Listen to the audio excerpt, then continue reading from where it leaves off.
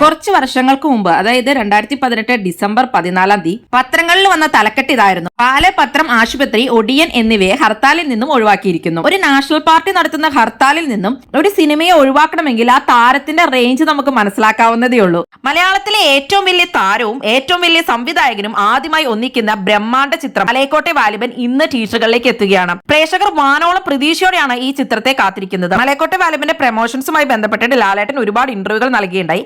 എല്ലാ ഇന്റർവ്യൂവിലും മെയിൻ ആയിട്ട് കാണാൻ കഴിഞ്ഞത് വളരെ കോൺഫിഡന്റ് ആയ ഒരു ലാലേട്ടനെ ആയിരുന്നു. ലൂസിഫർ എന്ന് പറയുന്ന സിനിമയ്ക്ക് വേണ്ടി ഇന്റർവ്യൂകളിൽ വന്ന പോലെ തന്നെ ലാലേട്ടൻ വളരെ കോൺഫിഡന്റ് ആയിട്ടാണ് മലൈക്കോട്ടെ വാലിബനെ പറ്റി സംസാരിക്കുകയുണ്ടായത്. വളരെ മികച്ച ഒരു സിനിമ എടുത്തു വെച്ചിട്ടുണ്ടെന്നും അതിന്റെ ഭാവി എന്ത് തന്നെയാണെങ്കിലും പൂർണ്ണ സംതൃപ്തരാണ് തങ്ങൾ എന്നുള്ള രീതിയിലാണ് ലാലേട്ടൻ സംസാരിച്ചത്. 50,000-ഓളം ജൂനിയർ ആർട്ടിസ്റ്റുകൾ പല ഘട്ടങ്ങളിലായി ഈ ചിത്രത്തിന്റെ ഭാഗമായിട്ടുണ്ടായിരുന്നുവെന്നും അങ്ങനെ വലിയൊരു സ്കെയിലുള്ള ഒരു ബ്രഹ്മാണ്ഡ ചിത്രം തന്നെയാണ് പണിയറയിൽ ഒരുങ്ങിയിരിക്കുന്നത്. ചിത്രത്തിന്റെ പ്രധാന കഥാ ഇതിവൃത്തം എന്തെന്ന് ഇതുവരെ പുറത്തുവിട്ടിട്ടില്ല. എന്താണ് സംഭവമെന്ന് വിട്ടു പറയാത്ത രീതിയിലുള്ള ട്രെയിലറുകളും ടീസറുകളുമാണ് പുറത്തു വന്നത്. അസിസ്റ്റന്റ് ഡയറക്ടറായ ടിനു പാപ്പച്ചൻ പറയുകയുണ്ടായി ഇതിൽ ഒരുപാട് സർപ്രൈസുകൾ ഉണ്ട് എന്നുള്ളത്. മലൈക്കോട്ടെ വാലിബൻ ഒരു വിഷ്വൽ ട്രീറ്റ് തന്നെയായിരിക്കുമെന്ന് നമുക്ക് ട്രെയിലറിൽ നിന്ന് മനസ്സിലാക്കാം. ലാലേട്ടന്റെ എൻട്രിയിൽ ടീച്ചർ കുലുങ്ങും എന്ന് തന്നെയാണ് ടിനു പാപ്പച്ചൻ പറഞ്ഞിട്ടുള്ളത്. ഒടിയൻ എന്ന് പറയുന്ന സിനിമ ആദ്യത്തെ ദിവസം കളക്ട് ചെയ്ത 7 കോടി എന്ന് പറയുന്ന റെക്കോർഡ് ഇതുവരെ വേറൊരു മലയാള സിനിമയ്ക്ക് ബീറ്റ് ചെയ്യാൻ സാധിച്ചിട്ടില്ല. ആ റെക്കോർഡ് മലൈക്കോട്ടെ വാലിബൻ തകർക്കുമോ എന്ന് നമുക്ക് കണ്ടറിയാം.